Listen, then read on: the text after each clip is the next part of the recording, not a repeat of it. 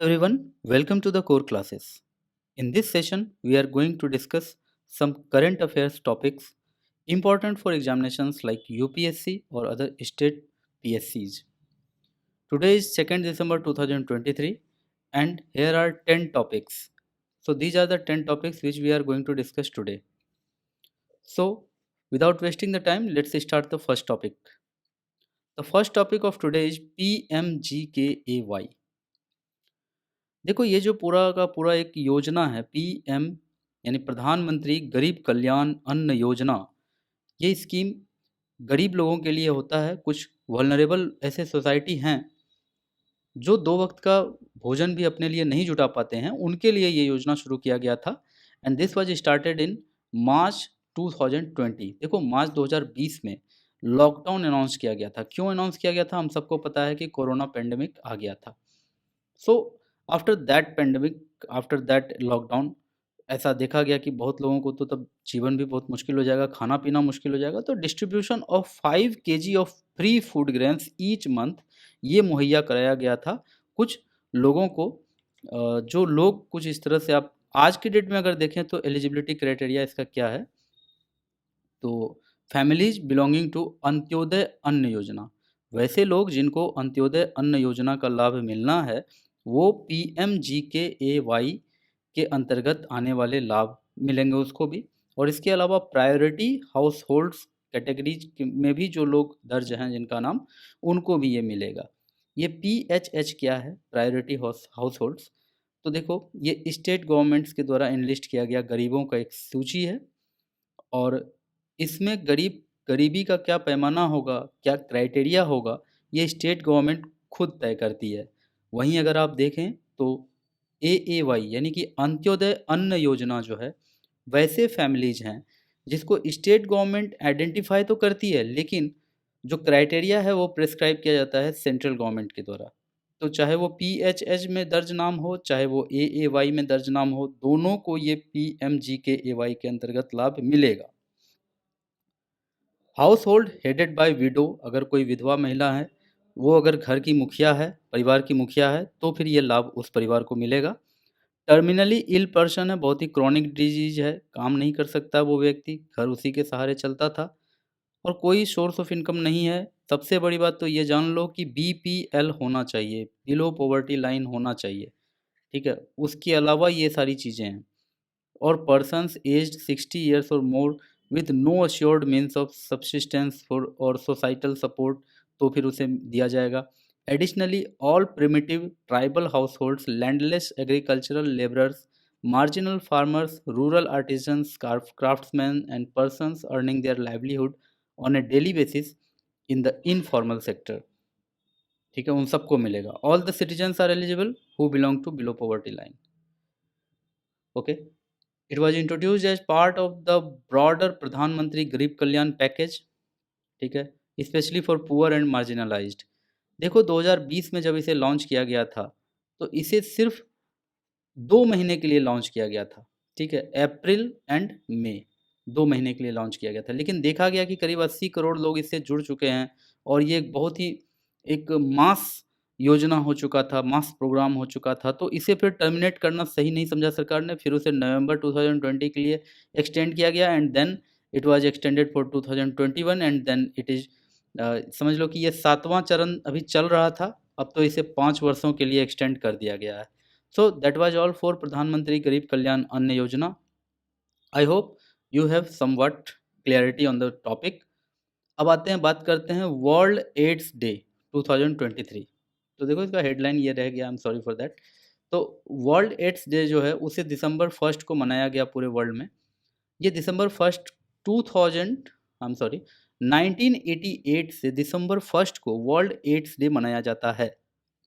ये उन लोगों के ऑनर में मनाया जाता है जो लोग अपने जान पर खेल कर, देखो रिसर्च करना बहुत ही टफ वर्क होता है, उस पर भी एक ऐसे बीमारी का जिसमें कि 100% चांस होता है कि हो जाने के बाद जीवन में, आज तक तो यही है एड्स में, जिसे एड्स हो गया वो फिर ठीक नहीं हो सकता है, पूरा जीवन उसके साथ उसे जीना पड़ता है। तो कोई वैज्ञानिक अगर बोरो वेलकम के जैसे कोई वैज्ञानिक हो, उन्होंने अगर ट्रीटमेंट ART को डिस्कवर कर दिया, डेवलप कर दिया, तो ये अपने आप में बहुत बड़ी बात है। तो ऐसे जितने भी वैज्ञानिक जो इसके रिसर्च में अपना सर्वस्व न्यौछावर कर चुके हैं, जिन्होंने अपना सैक्रिफाइस दिया है इस रिसर्च में, उन सब के ऑनर में ये दिसंबर 1 मनाया जाता है। और इस डे को मनाने का एक और वजह है, एक और इसका लक्ष्य है कि टू एंड स्टिग्मा, एड्स के बारे में जानें, इसके प्रति जो हमारा जो भी पूर्वाग्रह है, जो भी हमारा कॉम्प्लेक्स है, हमारे मन में जो कुछ भी हम सोचते हैं, ठीक है ना? तो जो प्रेजुडिस से हम भरे हुए हैं एड्स के प्रति, वो सारी चीज़ों से हम बाहर निकलें। हमें जानना होगा कि एड्स जो है वो ब्लड कॉन्टैक्ट में होने से होता है, या फिर अनप्रोटेक्टेड सेक्सुअल इंटरकोर्स या सेक्सुअली ट्रांसमिशन के कारण होता है, या फिर इलिसिट इंजेक्शन ड्रग यूज़ के कारण होता है, शेयरिंग नीडल्स, अगर कोई नीडल शेयर करता है तो फिर होता है, ठीक है ना? या फिर किसी एड्स से जो संक्रमित महिला है, उसके बच्चे को गर्भ में हो सकता है, प्रेगनेंसी के दौरान हो सकता है, या फिर ब्रेस्ट फीडिंग के दौरान हो सकता है। इसके अलावा जो कहीं भी बोलोगे कि एड्स का कोई प्रसार होता है, तो नहीं होता है। हाँ, अगर ओरल किस अगर किया जाए, mouth to mouth, lip to lip kiss अगर किया जाए, तो उसमें एड्स के जाने का खतरा होता है। लेकिन हाँ, अगर सूखा बॉडी का पार्ट पर अगर कोई, मान लो कि किसी के चीक को अगर किस करता है, तो उससे एड्स का क्या ट्रांसमिशन होता है? तो नहीं होता है। अब तक का पता तो यही है कि नहीं होता है। The theme of World AIDS Day 2023 is let communities lead, ठीक है? एक्वायर्ड इम्यूनो डिफिशियंसी सिंड्रोम, ये एड्स का फुल फॉर्म है, इम्यूनो डिफिशियंसी सिंड्रोम। एक chronic potentially life threatening condition है, और ह्यूमन इम्यूनो डिफिशियंसी वायरस के कारण ये होता है। एचआईवी वायरस के कारण ये होता है। ये वायरस जब बॉडी में किसी का अटैक करता है, तो वो बॉडी का जो अपना उसका इम्यूनिटी सिस्टम है, उसको ख़त्म कर देता है। सबसे पहले वो बॉडी का इम्यूनिटी सिस्टम को ख़त्म कर देता है। एंड इसके ख़त्म होने से क्या होता है, बॉडी अगर थोड़ा-सा भी बीमार पड़ा, जैसे हमें मान लो कि कभी कोल्ड हो जाता है, कभी बुखार हो जाता है, तो थोड़ा-मोड़ा हम लोग मेडिसिन लेते हैं और वो बीमारी हमारा ठीक हो जाता है, ज़्यादा कुछ परेशानी हम लोगों को नहीं होता है। कोई दवाई लिए या नहीं भी लिए, अगर थोड़ा-सा कुछ प्रिकॉशन ले लिए तो ठीक हो जाता है। लेकिन जिसे एचआईवी ने अटैक कर रखा है जिस व्यक्ति को, उस व्यक्ति के ऊपर कोई भी जो मेडिसिन है वो जल्दी काम नहीं करता है। उस व्यक्ति का अपना ही इम्यूनिटी काम नहीं करता है। दैट्स व्हाई जब एचआईवी अटैक करता है किसी के बॉडी पर, तो उसका इम्यून सिस्टम को ही सबसे पहले ख़त्म कर देता है, या धीरे-धीरे पूरी तरह से ख़त्म कर देता है, making a person more vulnerable to other infections and diseases. और एक बार अगर हो गया तो पूरे लाइफ़ उसे इस बीमारी के साथ जीना होगा। हाँ, एक बात और है कि जो एंटी एंटी रिवाइट्रोवायरल थेरेपी है, ठीक है? एंटी री एंटी रेट्रोवायरल थेरेपी है, सॉरी, एंटी रेट्रोवायरल थेरेपी जो है एआरटी, उसके साथ कोई भी व्यक्ति अपना पूरा जीवन ठीक ठाक हेल्थ के साथ जी सकता है। नेक्स्ट टॉपिक है असोला भट्टी वाइल्ड लाइफ सेंचुरी। असोला भट्टी वाइल्ड लाइफ सेंचुरी दिल्ली में है। तो Delhi high court recently indicated it may stay an event proposed by the forest department inside the Asola Bhatti wild life sanctuary. तो फॉरेस्ट डिपार्टमेंट इस वाइल्ड लाइफ सेंचुरी के अंदर कोई event organise करने वाला था, इवेंट प्रपोज्ड था, तो दिल्ली हाई कोर्ट ने कहा है कि वो इसे स्टे लगा सकता है इसके ऊपर। तो हमारे लिए वो न्यूज़ इतना इम्पोर्टेंट नहीं है, हमारे लिए ये जानना ज़रूरी है कि दिल्ली में ये वाला जो है असोला भट्टी वाइल्ड लाइफ सेंचुरी, उसका क्या इम्पोर्टेंस है, वो कहाँ है, ठीक है? बिकॉज़ देखो, हाल ही में दिल्ली का पॉल्यूशन बहुत ज़्यादा चर्चा में रहा है, और ये पॉल्यूशन है दिल्ली का कि ये कम होने का नाम ही नहीं ले रहा है। पता नहीं कितने सारे मेजर्स लिए जा रहे हैं, लेकिन लगता है कोई फ़र्क ही नहीं पड़ता है। तो इसलिए अगर दिल्ली में कोई एक वाइल्ड लाइफ सेंचुरी है, तो हम लोग उसको जान के रखें, एग्ज़ाम के लिए शायद ये इम्पोर्टेंट हो जाता है। ये दिल्ली का मैप है, और ये वाइल्ड लाइफ सेंचुरी इस जगह पर है, ठीक है? तो covers an area of 32.71 square kilometre, ज़्यादा एरिया नहीं है, लेकिन फिर भी दिल्ली अ, शहर के पास है, that's why it is very important. Southern Delhi ridge of the Aravalli hill range on the Delhi Haryana border. तो ये दिल्ली हरियाणा बॉर्डर है, और ये अरावली रेंज के रिज पर है, ठीक है? ये अरावली रेंज अगर कहें आप, तो इसके रिज पर यह है। It lies in the southern Delhi and the northern parts of Faridabad and Gurugram district of Haryana state. It is also part of the Sariska Delhi Wildlife Corridor, which runs from the Sariska Tiger Reserve in Rajasthan to Delhi Range. तो ठीक है। Vegetation की बात करें तो इसमें xerophytic adaptation यहाँ पर खूब देखने को मिलता है। तो इस तरह के जो प्लांटेशन है, वेजिटेशन है, खूब देखने को मिलता है यहाँ पर। ठीक है। Thorny appendages, wax coated, succulent and tomentose leaves. So as per Champion and Set 1968, the vegetation falls under the northern tropical thorn forest type. So इस तरह के वेजिटेशन आपको देखने को मिलेंगे thorn forest type. Xerophytic adaptation यहाँ देखने को मिलता है, दैट मीन्स कम से कम पानी में उगने वाले जितने भी पौधे हैं ज़्यादा से ज़्यादा आपको यहाँ देखने को मिलेंगे।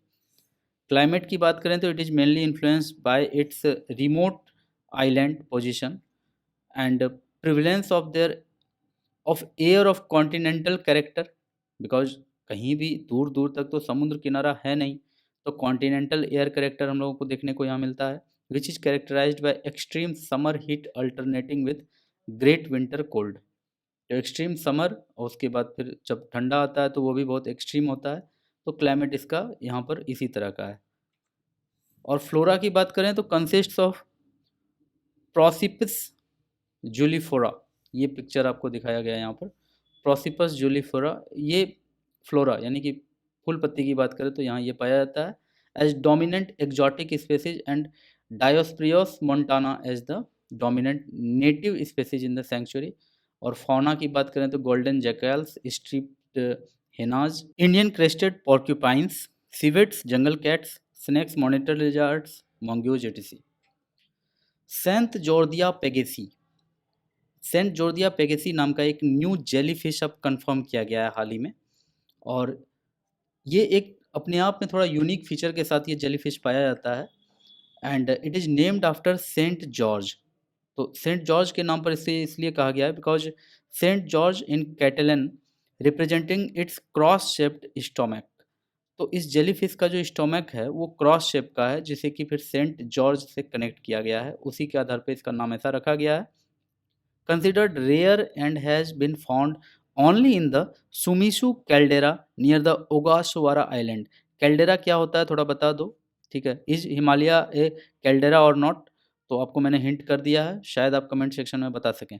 तो ओगासवारा आइलैंड के पास ये पाया जाता है। ये टोक्यो से करीब 600 माइल साउथ ईस्ट है।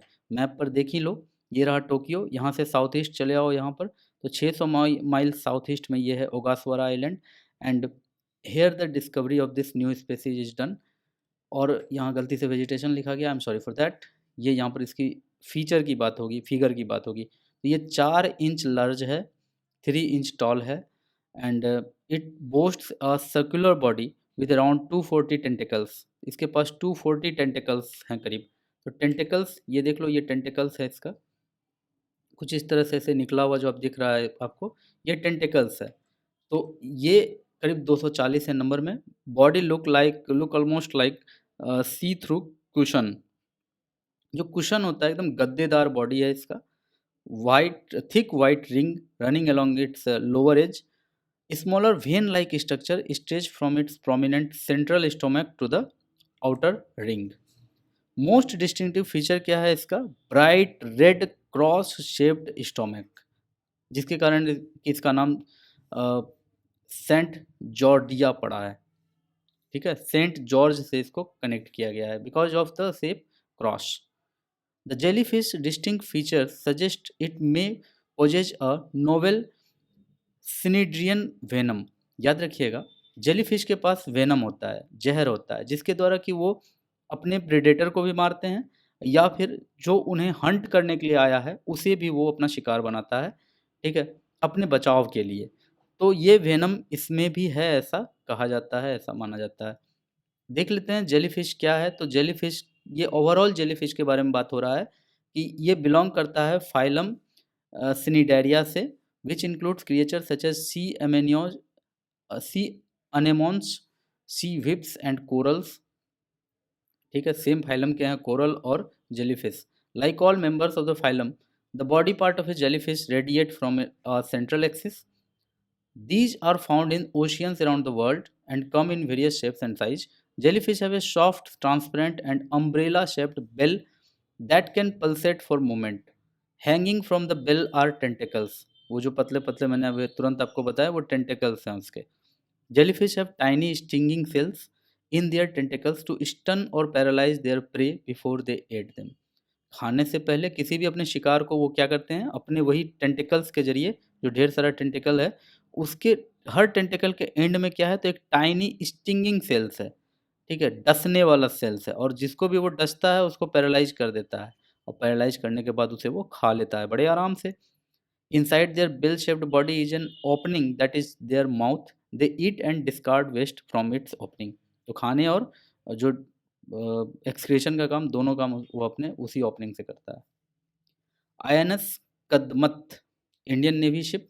INS Kadmatt deployed to the North Pacific recently conducted underway replenishment, UNREP, ठीक है, विद जापान JS तोवाडा. तो ये है हमारा proud INS Kadmatt. Indigenous stealth anti submarine warfare corvette है ये, ठीक है. Corvette is a kind of ship. Warship का अलग अलग प्रकार होता है, जिसमें से कि एक कॉर्वेट भी है. It is the second of 4 anti submarine warfare corvettes built for the Indian navy by the garden rich ship builders and engineers of Kolkata under project 28. ये 2016 में कमीशन किया गया था, और ये ईस्टर्न नेवल कमांड, जो इंडियन नेवी का eastern naval command है, उसको ये दिया गया है, जो बे ऑफ बंगाल में ऑपरेट करता है. अब बात करते हैं थोड़ा सा यहाँ पर कि ये जो अंडरवे रिप्लेनिशमेंट है उसका क्या मतलब है. अंडरवे रिप्लेनिशमेंट का मतलब है कि एक बड़ा सा कोई शिप है या कॉर्वेट है, जो भी कह लो, वारशिप है, तो ये दोनों एक दूसरे के बीच में, चाहे वो फ्यूल का आपस में अदला बदली करे, ठीक है, एक्सचेंज करे, या फिर हथियार का एक्सचेंज करे, या फिर गुड्स का एक्सचेंज करे, this exercise is called underway replenishment. और ये जापान के JS तोवादा के साथ इंडिया का ये INS कदमत ने किया है. अब ये दो जहाज कौन हैं, तो ये तो मुझे नहीं पता. ये एक पिक्चर मैंने लिया था just for make you understand the underway replenishment meaning. Okay, तो इंडिया क्यों कर रहा है ऐसा, तो चलो ठीक है, इसके लिए मैं एक एग्जांपल आपके लिए लेकर आया हूँ कि अगर आप रजनीकांत की सुनो तो वो कहता है कि शेर हमेशा अकेले आता है, लेकिन जब आप डिस्कवरी चैनल देखते हैं तो आपको पता चलता है कि शेर अपने शिकार के हिसाब से अपने ग्रुप में ग्रुपिंग करके शिकार करता है. सो जब हमारा पड़ोसी कुछ इस तरह का है कि जिसने हमारा ये पूरा अपना कश्मीर हमारा ले करके बैठा हुआ है, ठीक है, और चाइना इस तरह का है, जब ये इस तरह से ग्रुपिंग करते हैं तो हमें भी अपना ग्रुप अच्छा अच्छा ढूंढना पड़ता है. And that's why we are aligning with Japan in such a fashion. हालांकि इसमें युद्ध से कोई लेना देना नहीं है, लेकिन जापान से हमारा लेना देना तो है, और बिल्कुल अब बढ़ते ही जाएगा धीरे धीरे. बिकॉज जब सेम एंटी एजेंट हो तो फिर दोस्त तो बनाने ही पड़ेंगे, और जापान हमारा पहले से भी बहुत पुराना दोस्त है. ओके, ये कदमत की बात करें तो ये इसे नाम रखा गया है कदमत क्यों, तो लक्षद्वीप आइलैंड में से एक आइलैंड है जिसका नाम है कदमत, तो उसी के नाम पर ये नाम रखा गया है. और अगर कदमत की बात करें तो ये एक ऐसा शिप है जो fitted with state of the art weapons, sensors, machinery, and also design to embark on the Sea King anti submarine helicopter. और features and specifications are enlisted here, so have a pause and watch over it. Let's come to the next topic, which is very important with the perspective of defense and security, as well as with the perspective of Act East policy. देखो, हमारे Indian navy का एक बहुत ही important exercise होता है जो 1995 से होते आ रहा है, दैट इज एक्सरसाइज मिलन. तो मिलन का मतलब ही होता है मीटिंग. तो ये एक बाई एनियल मल्टीलैटरल नेवल एक्सरसाइज है, यानी कि 2 वर्षों में एक बार होता है, इन 2 years once event. ये 1995 में शुरू हुआ था, और जब शुरू हुआ था 1995 में, तो उस समय इंडिया के अलावा केवल 4 कंट्रीज इसमें शामिल हुए थे, that were Indonesia, Singapore, Sri Lanka and Thailand. लेकिन बाद में जैसे जैसे समय आगे बढ़ता है, तो फिर देशों की संख्या इसमें बढ़ती चली जाती है, और आज के डेट में करीब 42 कंट्रीज इसमें पार्टिसिपेट करते हैं. And the 2024 Milan is scheduled for February month. Okay, फरवरी में होने वाला है 2024 का मिलान. तो इसके लिए बहुत कुछ होने वाला है. देखो, 1995 से शुरू हुआ था, तो परहैप्स ये 2021 में पोस्टपोन हुआ था, तो 2022 में हेल्ड हुआ था. इसके बाद अब 2 साल बाद अब फिर से 2024 आ चुका है, तो 2 साल बाद फरवरी में ये शेड्यूल्ड है। The mid planning conference of Milan 24 was held in October this year. October this year में ये मिड प्लानिंग भी हुआ था कि कहाँ होना है, कौन लोग पार्टिसिपेट करेंगे। और विशाखापत्तनम में पिछले बार हुआ था 2022 में, तो उस समय 40 देशों से भी अधिक देशों ने इसमें हिस्सा लिया था। This was poster from that originally conceived in consonance with the India's look east policy. Start हुआ था लुक ईस्ट पॉलिसी को कॉन्सोनेंस करते हुए। देखो 1995 की अगर बात करें तो तभी हम अपना हाथ बढ़ा रहे थे साउथ ईस्ट की तरफ, और यही कारण है कि 4 देश साउथ ईस्ट या फिर हमारे साउथ के Indonesia, Singapore, Sri Lanka and Thailand को हमने इनवाइट किया था। लेकिन धीरे-धीरे जैसे ही ये आगे बढ़ा, तो हमने सागर को इसमें इंक्लूड करना शुरू कर दिया। दैट मीन्स सागर का मतलब क्या है यहाँ पर? तो सागर एक इनिशिएटिव है इंडिया का, to include participation from other friendly nation countries, friendly foreign countries, FFCs, और वो भी इंडियन ओशियन के देशों का। तो वो सागर इनिशिएटिव हमारा और ज़्यादा इसमें एक्टिवेट होने लगा। तो what is Sagar initiative? It is an Indian foreign policy doctrine that was introduced in 2015। ये 2015 में आया है सागर।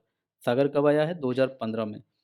पहले जो ये स्टार्ट हुआ था लुक ईस्ट पॉलिसी के कॉन्सोनेंस में स्टार्ट हुआ था। बाद में तो आपको पता ही है कि ये लुक ईस्ट पॉलिसी अब एक्ट ईस्ट पॉलिसी हो गया है। और अब जो है, हम चाहते हैं कि ये मिलन जो है वो हमारा सागर इनिशिएटिव के अकॉर्डिंग चले। सागर इनिशिएटिव को हमारा सक्सेसफुल बनाए ये एक्सरसाइज मिलन। तो इसके लिए ये सब चीज़ किया जा रहा है। The aim of Sagar is to enhance cooperation and mutual trust between India and its neighbouring countries, particularly in the Indian Ocean region. तो इंडियन ओशियन रीजन में देखो बहुत सारे कंट्री आ जाते हैं। देख लो South Africa, Mozambique, Tanzania, Kenya, Somalia, इस तरह से करके ढेर सारे कंट्री हैं जो इंडियन ओशियन से कनेक्टेड हैं। मोर देन 40 कंट्रीज इस तरह के हैं। और इंडिया के लिए बहुत ज़रूरी है इनके साथ एक अच्छा रिलेशन, एक अच्छा टाई अप बने रहे हमारा, हमारा ऑल वेदर फ्रेंड पाकिस्तान के साथ भी। ओके, द ब्लू इकोनॉमी की बात करें अगर, तो उसके लिए भी ये बहुत ज़रूरी है। ब्लू इकोनॉमी आज के डेट में बहुत ही इम्पोर्टेंट रोल प्ले करता है एक नेशन के राइज में, एक नेशन के डेवलपमेंट में। फॉर एग्जांपल चाइना, तो हम बहुत कुछ इससे सीख सकते हैं और वहाँ पर बहुत सारी संभावनाएँ भी हैं। Even conservation of marine life and ocean भी वहाँ पर है, टैकल्स मरीन पॉल्यूशन भी। तो सिर्फ ट्रेड ही नहीं, हम लोग यहाँ पर बहुत कुछ कर सकते हैं, लेकिन उसके पहले एक जो कोलैबोरेशन होगा तभी तो ये सब कुछ हो पाएगा। That's why it is so important. और जब इतनी बातें हुई हैं तो ये भी जान लो कि हमारा जो एसडीजी गोल है उसमें गोल नंबर 14 क्या है? तो life below water, life below water. और इस ये चार्ट में आपको दिख रहा है कि 13.36% population live in coastal districts. पूरी दुनिया की बात हो रही है, ठीक है। और जो मरीन है उसे रैंक किया गया है 12th among top 20 countries responsible for marine pollution. Generates of plastic every day 25,000, ठीक है, 25,000 टन की बात हो रही है कि इतना प्लास्टिक डेली जनरेट होता है, और 40% रिमेन्स अनकलेक्टेड। और मरीन के बारे में ये भी कहा जा रहा है, यानी कि सी की बात करें अगर, तो second largest producer of fish. हम रिवर से या पॉन्ड से मात्र मतलब बहुत कम फिश अपने लिए खाने के लिए निकाल पाते हैं। हमारा second largest producer of fish कहाँ से आता है? तो सी से ही आता है। दैट्स वाई सी के लिए भी चिंता करना है, और इंडियन ओशियन तो उसी का एक पार्ट है। So the exercise Milan has its an umbrella goals. Okay, India's Act East Policy भी चलते चलते यहाँ देख लीजिए। So now come to the next topic, Kalbelia dance. Recently, during the Rajasthan International Folk Festival, artists performed the Kalbelia dance. What is Kalbelia dance? Dance from Rajasthan, well known by other names like Sapera dance or Snake Charmer dance. ठीक है? This dance has become so well known throughout the world that this dance and its songs have been included in UNESCO's representative list of the intangible cultural heritage of humanity since 2010। ये इतना important हो जाता है। UNESCO के intangible cultural heritage के list में भी इसके सॉन्ग्स को शामिल किया गया है। It is particularly performed by Rajasthani tribe called Kalbelia. ये कलबेलिया ट्राइब का नाम है। In Calbelia dance, males play various traditional instruments and females perform the dance. I hope the picture is quite uh, beautiful picture. Press mud, ये भी government policy की बात कर लो या फिर एनवायरनमेंट की बात कर लो, दोनों ही हिसाब से बहुत इंपॉर्टेंट है। शुगर कैन बायो प्रोडक्ट होता है, शुगर कैन बाय प्रोडक्ट होता है प्रेस मड, ठीक है। देखेंगे कि वो होता क्या है। तो इसके बारे में कहा जा रहा है कि it can generate 4,60,000 tons of compressed biogas valued at ₹2,484 crore. ये पूरे इंडिया के शुगर कैन के बाय प्रोडक्ट की बात हो रही है। देखो होता क्या है कि जो एग्रीकल्चरल वेस्ट होता है obtained from cane juice is repeatedly filtered before being send for sugar extraction. जो गन्ना होता है, गन्ने को अच्छे से पहले निचोड़ा जाता है, फिर जो लिक्विड आया उस लिक्विड को भी बार बार अलग अलग लेयर में कंप्रेस किया जाता है, और हर लेयर में कंप्रेस करने के बाद कुछ ना कुछ उसमें सॉइल के जैसा या फिर कुछ ना कुछ वेस्ट मटेरियल बचते ही जाता है हर लेयर में। जाहिर सी बात है, कोई भी चीज़ को हम छानेंगे तो हर बार कुछ ना कुछ तो मिलता ही रहेगा। तो ये लास्ट में जब छन के सारा का सारा जूस निकल जाता है शुगर केन का, तो ये जो रेसिड्यू बच जाता है बचा हुआ, ठीक है, हर एक जो यहाँ पर छानने की फ़िल्टर में, हर एक फ़िल्टर में जो कुछ वेस्ट प्रोडक्ट बच जाते हैं, उन वेस्ट प्रोडक्ट को फिर से अगर रख दिया जाए, ठीक है, nearly 3 to 4% of press mud is obtained when 1 ton of cane is crushed. 1 ton cane को अगर क्रश किया जाए तो उसमें से 3 से 4% मड निकलेंगे। देखो ये जो निकलता है ये एकदम कीचड़ के जैसा होता है, मिट्टी के जैसा होता है। That's why it is named as 3 to 4% mud, press mud कहा जाता है इसको।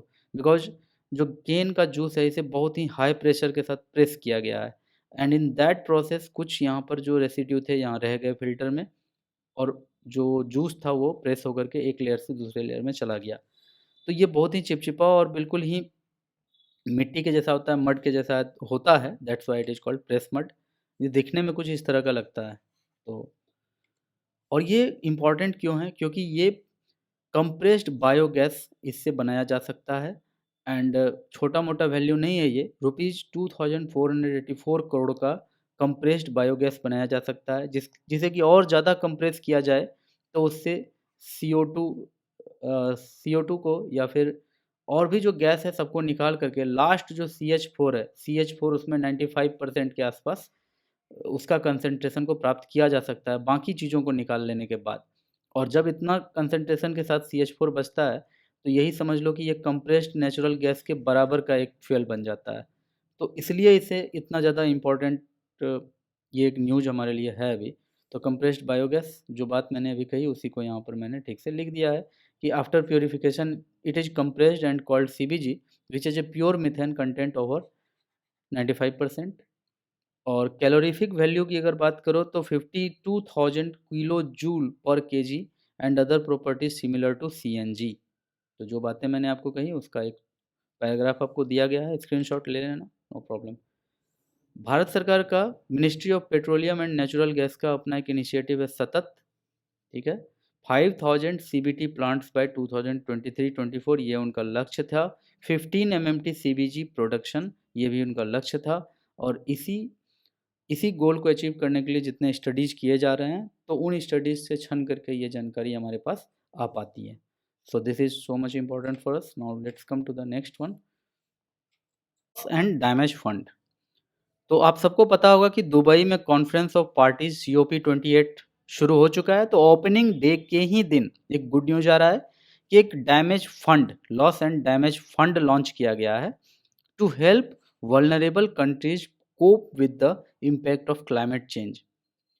देखो जितने भी कॉलोनाइजेशन के पीरियड में या फिर जो डेवलप्ड कंट्री है उसने जितना पॉल्यूशन करके रखा है पूरी दुनिया में, उसके कारण आज के डेट में क्लाइमेट चेंज आ रहा है। और उस क्लाइमेट चेंज के कारण बहुत कुछ हो रहा है, बहुत सारे डिजास्टर्स आ रहे हैं। और उस डिजास्टर्स से सबसे ज़्यादा नुकसान किनको होता है? तो सिर्फ पुअर पीपल को होता है, या यूँ कह लो कि पुअर कंट्रीज को होता है। तो जो जान माल का नुकसान होता है उसका तो भरपाई कोई नहीं कर सकता है, लेकिन जो इकोनॉमिक लॉस होता है उसका भरपाई तो करना पड़ेगा उन देशों को जिनके कारण ये पॉल्यूशन हुआ है। तो उन देशों को वो पाप से मुक्त करने के लिए, या कह लो कि उन्हें एक रिग्रेट का मौका दिया जा रहा है, उन्हें प्रायश्चित करने के लिए एक लॉस एंड डैमेज फंड को लॉन्च किया गया है।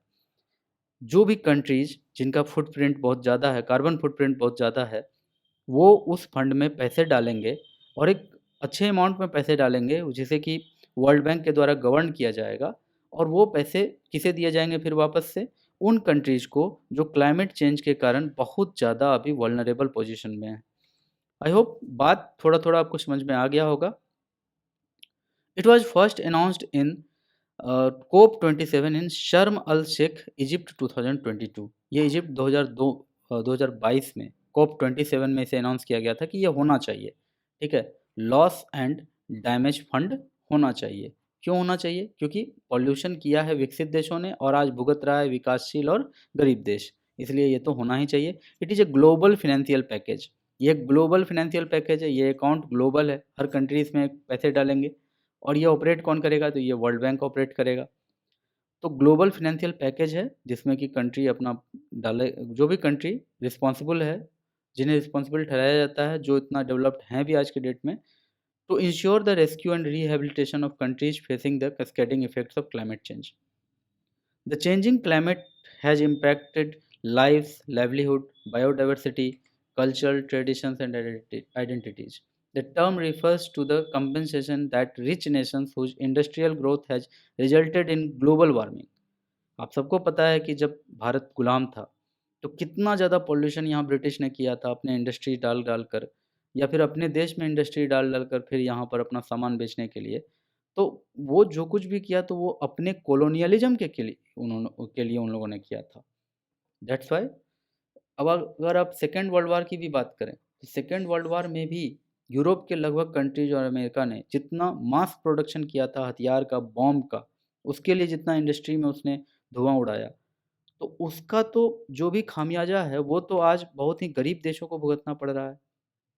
दैट्स वाई ये कंसेप्ट आया है कि जो लॉस एंड डैमेज फंड है उसमें विकसित देश कुछ राशि जमा करेंगे और वो राशि फिर उन कंट्रीज को मिलेगा जो क्लाइमेट चेंज से आज पीड़ित हैं। उम्मीद है बात समझ में आ गई होगी। और ये लॉस की बात करें तो यहाँ दो तरह का लॉस का यहाँ डिस्कशन हुआ है, इकोनॉमिक लॉस और non economic loss. Economic loss तो चलो मॉनेटरी वैल्यू से हो जाएगा पूरा, अगर क्लाइमेट चेंज के कारण कहीं कोई बांध टूट जाता है तो ठीक है, बांध टूट गया है, बांध बन जाएगा, टाइम लगेगा, ओके नो प्रॉब्लम, हो जाएगा। लेकिन जो नॉन इकोनॉमिक लॉस होता है ना, नॉन इकोनॉमिक लॉस किसको कहेंगे? कहीं बहुत बड़ा जंगल था और क्लाइमेट चेंज के कारण जो जीएलओएफ हो गया, ठीक है, ग्लेशियल लेक आउटबर्स्ट हो गया, तो फिर वहाँ से जो बहुत ज़्यादा बाढ़ आया, पूरा का पूरा जंगल को ही ख़त्म कर दिया। इस जंगल का कोई इकोनॉमिक वैल्यू नहीं है। अगर इस जंगल का इकोनॉमिक वैल्यू निकालने जाएँगे तो पता नहीं भारत का जीडीपी का कितना गुना होगा, लाख गुना होगा या हज़ार गुना होगा, नहीं पता। तो जंगल इतना वैल्यूएबल होता है। So that's why non economic loss and damages are negative impacts where it is difficult और infeasible to assign a monetary value. और वर्ल्ड बैंक सब कुछ इसमें ओवरसी करेगा। जो भी पैसे जमा होंगे, जो भी कंट्री को मिलना है, वो सब कुछ कॉप 28 में शायद तय हो जाए। और उसके बाद किसको कितना मिला कि नहीं मिला, ये सब ओवरसी कौन करेगा? तो वर्ल्ड बैंक करेगा। I hope the topic is clear now. Now the topic is Gajraj Suraksha. एक बहुत ही अच्छा एक इन्वेंशन हमारे सामने आया है। एआई बेस्ड एल्गोरिदम पर यह इन्वेंशन किया गया है। देखो होता क्या है कि रेलवे ट्रैक के आसपास अगर कहीं भी एलिफेंट आ जाते हैं तो एलिफेंट बेवजह ट्रेन से टकरा कर मारे जाते हैं, या फिर ट्रेन को भी इससे बहुत ज़्यादा प्रॉब्लम होता है।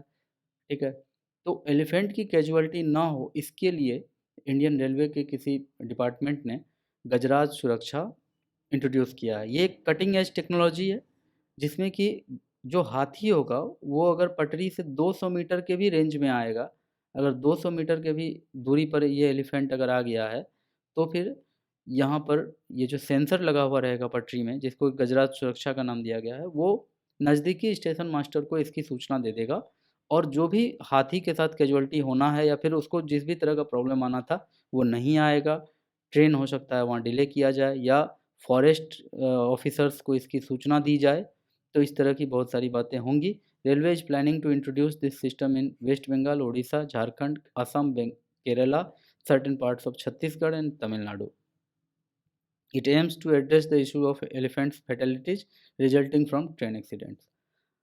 जो मेन आपको याद रखना है इसमें कौन सी बात कि गजराज सुरक्षा किसके लिए लाया गया है, तो गजराज सुरक्षा जाहिर सी बात है, गज से तो हर कोई समझ लेगा बात कि ये हाथी के बारे में, एलिफेंट के बारे में बात हो रही है, बट गजराज सुरक्षा ट्रेन एक्सीडेंट से हाथियों को बचाने के लिए लाया गया है। So this was the session for today, thanks for watching. अगर सेशन सच में अच्छा लगा है तो प्लीज़ कमेंट, आपके कमेंट से मुझे कितनी एनर्जी मिलती है मैं पता नहीं, मैं एक्सप्लेन नहीं कर सकता इस बात को। And do subscribe my channel, और शेयर और लाइक तो भाई बनता है मेरा, उतना तो बिल्कुल बनता है। Thank you so much.